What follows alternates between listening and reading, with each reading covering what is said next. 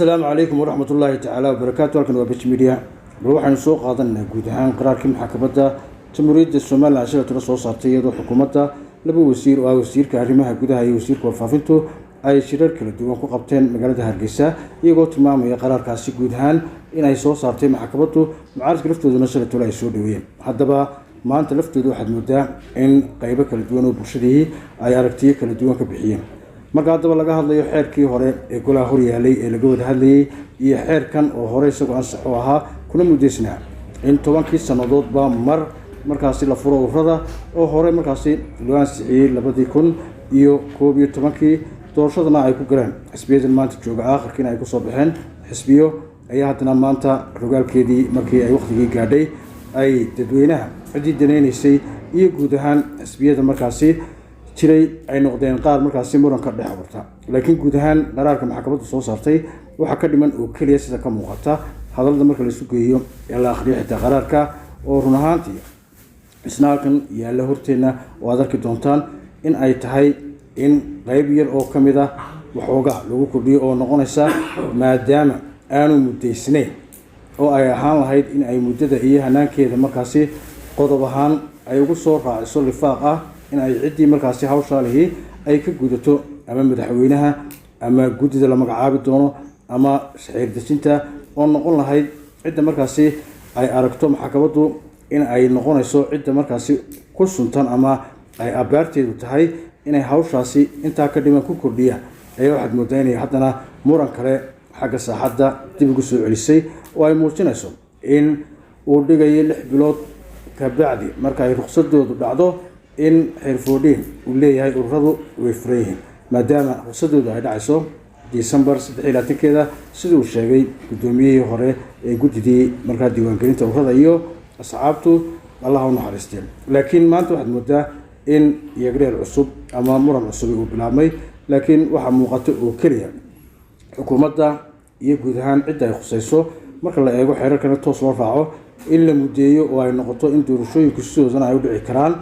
xilligana ururada iyo asxaabtu ay tartami karaan iyadoo chance wanaagsan la haysto maadaama bisha 12aad 13keeda ay waastaysan tahay doorashadu taasoo laga doonayo in cidda ku dhiiranaysa ay noqoto madaxweynaha inuu markaasi qaraarkaasi isagu lifaaq ku daro oo markaa ka codsado golayaasha xeerdejinta in muddada xilliga ah ee ka bacdi ururada la furayo in hore loo soo dhigo oo laga dhigo in ay asxaabtu imika tartanka ay bilaabaan bishay nagu soo aadan ama tan dabeeqadeeda kolba sidoo markaasi isagu lifaaqa ka soo dhigo taasoo noqonaysa in hawshaasi ay sidaa ku gabagaboobi doonto shaqadaasna ay sidaa ku bilaabmi doonto ururada iyo asxaabtana ay tartami doonaan doorashada madaxtooyada cidda ku soo baxdaana xilligeeda ay ku dhici karto taasoo markaasi noqonaysa marka sida positive ka loo eego ama xagga togan la iska taago to aan wax badan yani aan isteynay oo noqonaysa in si dib yar looga gudbi karo xaaladaha kala duwan ee keenay in shirarka jaraa'id iyo guud ahaan duufaanada kale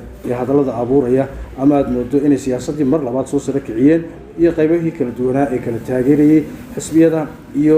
qaybihii doonayay in doorashadu oo kaliya la qabto iyo kuwii doonayay ururadu inay furmaanba noqon lahayd tii xalka u noqon lahayd waa Bich Media oo kule subscribe-ka ama dhaafin ka bogo warbixintan adaguna qiimeynta iyo komadku waa inoo dhex. Assalaamu calaykum ورحمة الله تعالى وبركاته. أنكر هذا قبلنا ترويك أي كسكسو عدينا يان إن الله أنت نودن حركة نمبر 14 لبدا كل يلا باتنك أيها سعد وقيحية حركة يا معمولة يا فلنية سيدي الدور الشدة كوكا بحيان وقليان شروطها لغو قبنا أي كحدنا انتيهين لبها يدود بأركا إمك وحي قبل هذا shalayta markay qaraarka soo jeedisay laba hay'adood baa maamulaya labada hay'adood ee maamulaya waxa weeye waa commission ururada iyo xisbiyada siyaasadeed ee qaranka habraacooda diiwaangelintooda shuruudahooda xeerarkooda waxa la leeyahay waxa soo dhan waa urur qaran iyo komishanka doorashooyinka qaranka oo isaguna qabanaya shalaytana maxkamaddu ay ka sheegtay sida loo qabanayo maxaan ku dhahdaa habraaca doorashooyinkooda qodobka shalayta ku jira qolada qaarkoodna ay sida khaladka uga fahamsan yihiin waxa weeye wuxuu laalay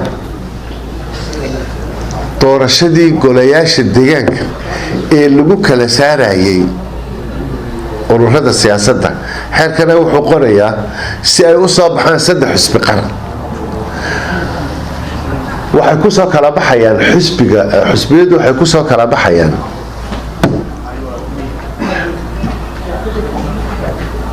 doorashada golayaasha deegaanka dadoo qoraya 6 gobol doorasho intaasoo gobol doorasho waa inuu xisbi qaran noqonaya waa inuu helaa 20% codadka guud ee laga dhiibtay haddii taa la waayo 3 xisbi ugu tirada badan codadka la dhiibay ayaa u soo baxaya xisbi qaran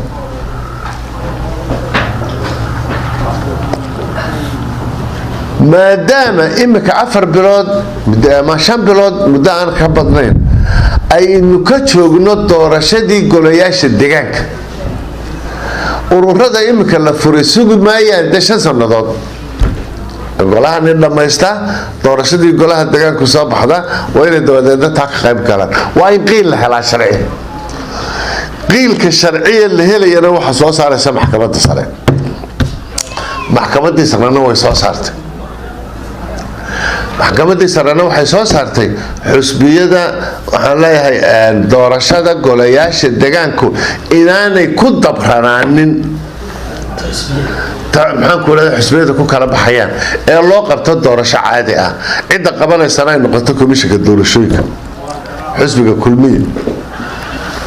berito saa dambe 10 casho dabadeed bisha dambe dabadeed 2 bilood dabadeed November-tii shirku dhamaanayay doorashada madaxtooyadu ay dhamaanaysay xilli allaale iyo xilliga la qabtaa xusbiga kulmiye diyad xukuumadiisu diyaar u tahay inay doorashadii madaxweynaha ka qayb galaan laakiin daanku ma maamulo madaxweynuhuna ma maamulo waxaanu warka ka sugaynaa kaltanka iyo qaabka iyo xilliga doorashada la galayo waxaanu ka sugaynaa komishanka doorashooyinka qaranka intaan ku soo ururinaya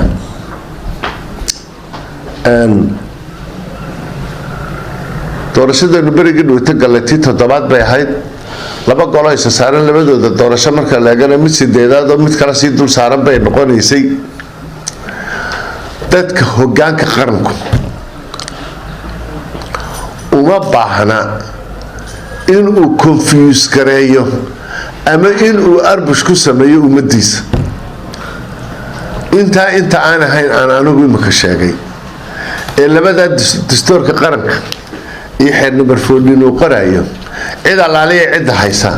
dood siyaasi aanu kala qayb galayna haddaan xisbiga nahay oo diyaar baanu inaan isaga nimaado waxaan haynaa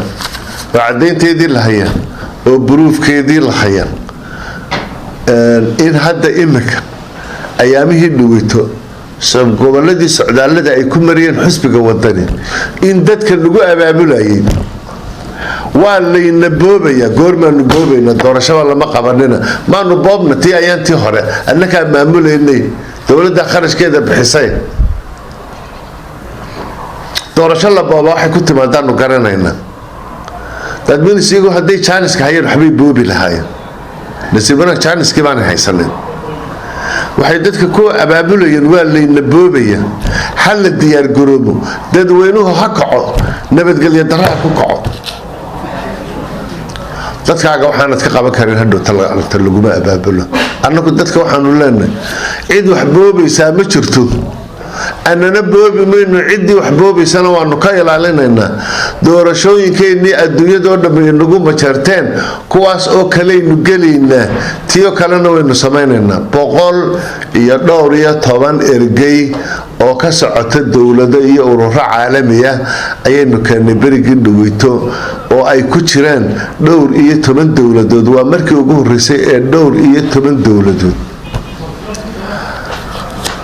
safiiradii ka socday dowlado waaweyn oo dowladihii Yurub ah ay ka soo qayb galeen doorashadeennii warbixinta saxaafadda tiina waa faafin karaysaan waxaad ka helaysaan way soo baxdayo dabadeed waxaad ka helaysaan International Observers Somaliland Election 2021 ayaa imika ku dhufanaysaan waad ka helaysaan wax allaale iyo wixii haybada haye aynu soo tacabnay waxa haybadaas oo dhan burburinaya tacaadiyada dhan mucaaradku u jira adduunyada dhan mucaarid iyo muxaafid way is haystaan adduunyada dhan mucaaradku cid dawladda hayso oo muxaafida bay lulayaan oo ruuxayaan taa adduunyadu inaguma diidana adduunyadu taa way nagu abaalmarinaysaa waxay leedahay meel wanaagsan baa maraysaan laakiin halka qaramada ummadaha adduunyada shakiga ay dhagelinaya ictiraafkeena waxa weeye marka xisbiyada siyaasiga ay leeyihiin waa la dagaalamaya oo ayaantii dhowta afkooda ka lahaayeen dagaal baa dhacaya oo ay leeyihiin waxaynu dib ugu noqonaynaa hanaankii maxaan ku dhahdaa 2004 oo ka xunnaay annagu arrinkaas ma qabno arrinkaas ma aaminsanin cid awood intaa leegaho qarankan ruuxi karaysana inay jirto ma aaminsanin dhibaatada soo maray hawsha faraha badan la soo maray marka waxaan leenahay annagu taasna waxaanu ka aaminsanahay in xisaabta siyaasiga ah ururada maxaan ku dhahdaa xisbiyada maamulaya iyo komishanka maxaan ku dhahdaa doorashada maamulaya ayaanu diyaar u nahay xeerarkaanu ku dhaqmaynaa cidii xeerarka ku dhaqmi weydana qaranku xeer buu leeyahay cidii qaranka dhibaato keenaysa xeerarkiisa maxaan ku dhahdaa joojisa aad iyo aad la siinayo in 10 sanadoodba mar la fura ururada siyaasadda iyadoo la raacayo xeerkaasina way furan yihiin ururada siyaasadda waxaan u malaynayaa waxa ka dhashay kulayl hadal buuq aan yaray waxaa loo gudbiyey maxkamaddii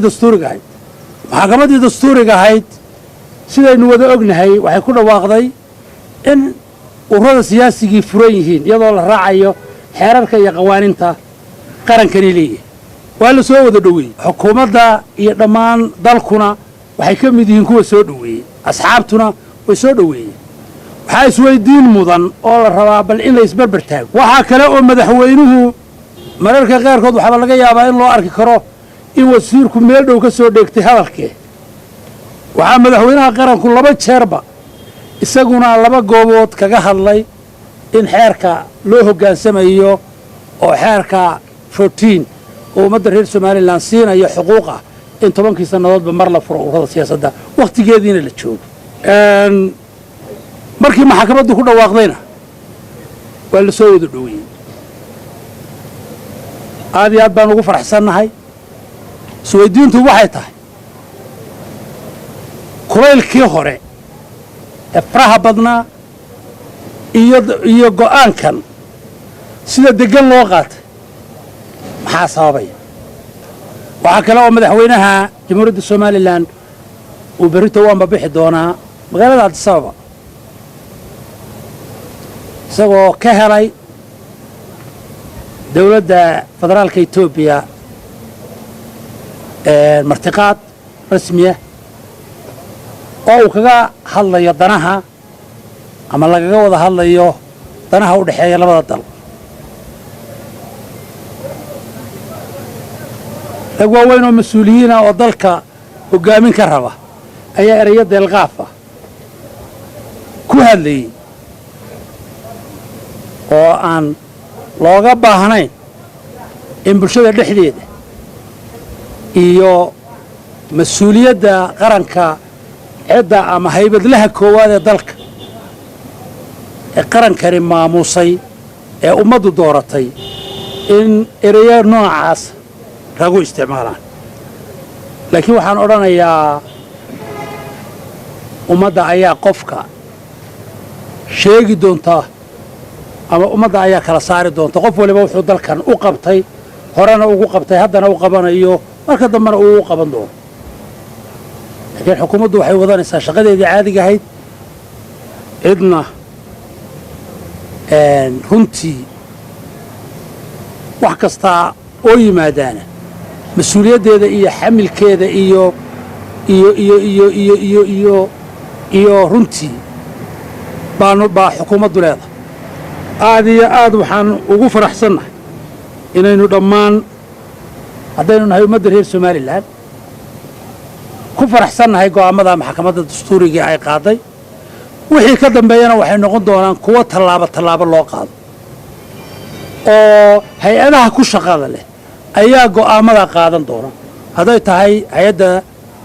dib u furista ururada siyaasadda iyo asxaabta hadday tahay guddiga doorashooyinka hadday tahay hay-adaha kale ee ku shaqa leh ayaa iyaduna mid kastaa waajibaadkeeda dastuuriga ka fushanaysa goobteeda iyo meesheeda iyo wakhtigeeda waxaynu isku ognahay guul iyo gobonnimo iyo wada shaqayn iyo qalbi wanaagsan iyo inaynu noqonno ummad reer somalilaana oo meel wada jeedda ee aan kala jeedin waxaa haddaba yaalla xukunkan maxkamadda sare waxay qaraarisay in ay ayido xukunkii xeerkii inoo yaallay xeer lambar 14/2011 kaasoo ay ka beddeshay hal qodob oo ahaa in doorashooyinka ururada la raaciyo doorashada golayaasha deegaanka waxaanay maxkamaddu xukuntay in loo geli karo si toosa haddaba siduu xeerkaasi dhigayo maxkamadduna iftiimisay ururada cusub waxaa la diiwaangelinaya bisha 6aad waxaa la diiwaangelinaya 6 bilood ka hor marka uu shatigu ku dhacayo haddaba xilligaas waa goorma ururada shahaadadan liisanka ay ku shaqeeyaan waxaa la siiyey 26 Disembar xilligii doorashadooda la galayna waxay ahayd 29 Noofembar ee 2012 sidaa markay tahay doorashadii ururada siyaasaddu waxay sax ku tahay inay dhacdo 26 Disembar ee shaatigu ka dhacayo bil ka hor oo ah 26 Noofembar 26 Noofembarna waxaa ka soo horeysa 13 Noofembar oo doorashadii madaxweyne waxaa kaloo iyana dastuurku dhigayaa in doorashada golaha wakiilada sanad kadib la dooranayo golihii guurtida golihii wakiilada dee waxaa la doortay sidaa ogtiin 2021 May bisha May 31 ayay tahay in doorashadii golaha guurtidina ama xulustoodina la qabto sanadkaa maanta ah waddanka waxay fuulay oo ay soo gaadhay 3 doorasho haddaba 3 doorasho iyo 2 doorasho markay soo gaadhaan sidaba loo fardaamiyaa waxa kaloo isweydiin leh doorasho madaxweyne iyo doorasho ururo siyaasadeed oo isfulay hore ma inoo soo martay haddayna soo martay sidaba laga yeela madaxweynihii dimuqraadiyadda iyo hanaanka doorashada iyo asxaabta badan mudane daariyaale kaahin markii uu talada qabsaday bishii May 2002 waxa waddanku ku jiray crisis waxa diyaar ahaa 5 urur siyaasadeed oo diyaar ahaa inay doorashadii galaan ururada doorashadii madaxweynaha na way taagnayd waxa kaloo jiray ururo diidanaa inay isdiiwaan geliyaan madaxweyne Riyaale isagoo go'aansaday inuu jidka dimuqraadiyadda jeexo wuxuu markiiba go'aan ku gaadhay inuu 45 cisho siiyo cidday urur cusub furanaysay si ay isu diiwaan geliso xisbiga talada haya maanta ee kulmiye wuxuu noqday asxaabtii ka faa'iideysatay fursadda uu madaxweyne Riyaale bixiyay waxa kale oo isdiiwaan geliyay ururkii asad ee doorashada markaa diidanaa daahir Riyaale isagoo joogay 7 bilood oo kaliya ayuu qabtay doorashadii ugu horeysay ee deegaanka bishii Disembar 2002 doorashadii madaxweynahana wuxuu qabtay 4 bilood kadib 13 Abriil tan 23 Disembar buu qabtay sidaas 4 bilood gudahood madaxweyne Riyaale 2 doorasho uu qabtay maanta Soomaaliland maxaa u yaala waxa uu yaala madaxweynuhu awoodo badan buu leeyahay xilal badanna uu hayaa mar waxa weeye madaxweynihii guud ee qaranka xilka isaga haya marna waa gudoomiyihii xisbiga kulmiye maanta madaxweynuhu waxa loo baahan yahay inuu gogol ballaaran fidiyo inuu asxaabtiisa ugu yeero gudoomiyaha labada gudoomiye golana kala qayb galaan Soomaaliland aqoonyahankeeda kalena u yeero in xal laga gaadho waddanku saddexdaa doorasho siduu u qabanayo midna way jirtaayo wax walba marka la cabirayo meel baa laga qaataa fuulka haddii joomitiradu taga yar cabirayaan waddada ugu weynee meelkay ku dhow bay ka qaataano waxay idhahdaan intaasoo balowba xaggaa ka xigta maanta laba doorasho oo dastooriya oo dastuurku jideeya baa noo cayiman oo kala ah doorashada guurtida oo bolaha wakiilada sanad ka dambeynaysa iyo doorashadii madaxweynaha oo mutaxileedkii madaxweynuhu dastuurkaa cayimay waana bisha Noofembar doorashadan kale xeerarku jideeyeenna iyana way ku soo biirtay marka waxa la oran karaa haddii daneeyayaashu isla gartaan doorashada ururada baa la soo qadimo bisha 7 bayada hal bisha 6 marka ururada la diiwaan galiyo 7 doorashadii ururada hal galo bisha 11 doorashada madaxweynuhu ku haastaysan tahayna tii madaxweynaha hal galo oo labada doorasho midna iyo sanadkan dhaafin waxa kale loo oran karaa doorashada ururada iyo guurtida hal israaciyo waxa kale la heli karaa doorashada madaxweynaha aan qabanno ururada arintoodana dawladda cusub ee la doorto aan uga tagno maxkamaduna shalay waxa xukunkeeda ka mid ahaa wixii doorashada ka dhiman hal lagu daro yaa ku daraya saddexda xisbi iyo golayaasha oo odaygooda gudna yahay madaxweynaha waxaan odhan lahaa madaxweyne maanta fursad aad u qaaliya baa ku soo martay waa fursada taariikhda kuwa qaybsan karto inaad noqoto aabihii labaad ee dimuqraadiyadda Soomaaliland waayo waxa nasiibkaagu ku siiyey saddex doorasho isa saaran laba warana wad xalisi haddaad tan maanta xaliso waligaa taariikhdu ku laabmayso anagu horta arinta maxkamaddu ka garnaqday aad baan ugu faraxsanahay aad baan ugu kalsoonahay waxaan rajaynaynaa qolooyinkii dhinaca kale iyagu aan doonaynin in imika lagu dhawaaqo ururadu inay furan yihiin inay iyaguna gartaa la naqay waa taariikh garan laba nin kaga wada qoslisay gartaa ay qaataan oo ay noqoto in la tartamo tartan uma kulli doonaya imika qudheeda waa tartan waa sanad gudihi hal la tartamo waliba imika waa tartan ka ballaaran oo ah in ay soo baxaan inta urur tartamaan xisbiyo qaran xisbiyadaas soo baxayaan marka ay haddana u tartamaan madaxnimadii madaxtooyadii doorashadii madaxtooyada iyaduna inagu soo socota waxoo dhanba waa la qaban karay waxyaalaha farsamada iyo caalamka oo dhan waa waxyaalaha dee ay tahay in markaa ay laga maarmaan noqoto waxaanu safaleynaaba inaynu waqtigeedii ku wada qaban karno waxa oo dhan marka haddaynu doonaynay in doorashadii madaxtooyada waqtigeedii la qabto waxay noqotay Somaliland waddan sharci ku dhaqmaya rule of law waa waddan waa dawlad qaanuun waa waddan sharci ku dhaqmaya oo imika qaanuunkii sareeyay badan ma qaanuunku ha sareeyo qaanuunku waa kaasoo waa sareeyay waa lagu dhawaaqay in aynu dhammaanteenba sidaa ku qaadano aynu ku niyad samaano aynu ku calool samaano way waliba qaanuunkaas wuxuu maanta u hiidiyay waa dhalinyaradiina imika warbaahintii halkaa tuban way waayo waxaanu doonaynaa imika inay soo baxaan ururo iyo xisbiyo dhalinyaradu lafdhabar u tahay oo ay leedahay dhalinyaradu leeyihiin aan qabiil lahayn urur aan qabiil lahayn ee dadku leeyahay oo dhalinyaradu leedahay oo ishtiraakaad lagu gelayo oo madaxdiisa la soo dooranayo oo madaxdiisa la ridayo oo dhalinyaradu ridayso oo dadka xubnihiisu ridayaan oo aynu sidaa dimuqraadiyadda gudihiisii ka socoto oo aynu dibadna ku toosisano imika intaa aynu dhisannay oo imikadan in wanaagsan oo de intaa imika ba aynu ku kala baxayno ah oo aynu haysano ururadii dee haatan imika haddunba hawsheedii la gelayaa mar haddii imika lagu dhawaaqay in ururadii furan yihiin waxaa ka horeynaysa in dee xukuumaddu ay dee diiwaangelintii guddida diiwaangelinta la sameeyo marka guddida diiwaangelinta la sameeyo kadibna waxay noqonaysaa in markaa ururadii ay isdiiwaangeliyaan